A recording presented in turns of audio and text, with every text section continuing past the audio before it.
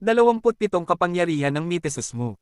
Ngayon sa kauna-unahang pagkakataon, ay naririto na, ang 27 kapangyarihan ng Mistesmo, na hinalaw sa iba't ibang aklat na lihim.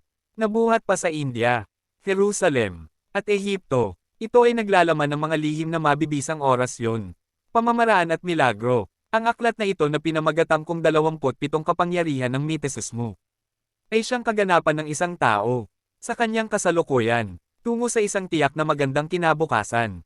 Mapalad ang sino mang magkaroon ng ganitong kaalaman, sapagkat ito ay iba't ibang kapangyarihan na magbubukas sa tumpak na pintuan upang marating ang magandang pamumuhay na kinaroroonan ng tagumpay at makadiyos na kaalaman na dapat matutunan ng isang nilalang. Ang mga orihinal na orasyon at pamamaraan ng kapangyarihan na nilalaman ng aklat na ito ay ang mga sumusunod. Meron po ba kayong negosyo o tindahan o mga binebentang kalakal? Nais nyo bang dagsain kayo ng maraming mamimili o customer?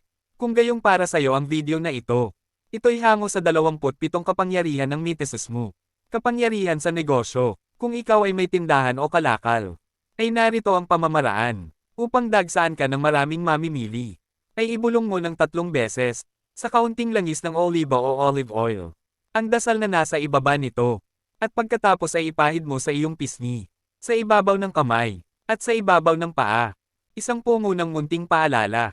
Kung ikaw ay mailigin sa karunungan, ay marapat na ikaw ay may paniniwala at pananampalataya, nang sa gayon ay makamit po ninyo ang katuparan ng bisa, na kapag ang isang tao ay magkaroon ng pananampalataya, na kahit kasanlaki ng butil ng mostasa, ay magagawa niya ang bagay na imposible.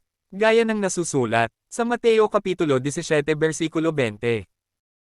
At sinabi niya sa kanila, dahil sa kakauntian ng inyong pananampalataya, sapagkat katotohanan sinasabi ko sa inyo, kung magkaroon kayo ng pananampalataya na kasing laki ng butil ng binhi ng mustasa, ay masasabi ninyo sa bundok na ito, lumipat ka mula rito hanggang doon, at ito'y lilipat, at sa inyo'y hindi may pangyayari.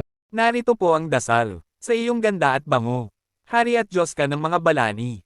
Rekniel, isukob mo sa akin ang iyong katangian, upang maakit na lumapit ang maraming tao na mamili dito sa harapan ko ngayon, sa pamamagitan ng aking lubos na paniniwala at pananalig sa iyo. Paunawa, ang pagpahid ay 3 beses sa maghapon na iyong gagampanan.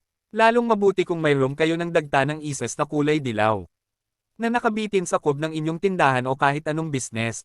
Paalala, gawin lang po ninyo ng tama, at mayroong paniniwala at pananampalataya, at makakamit po ninyo ang bisa.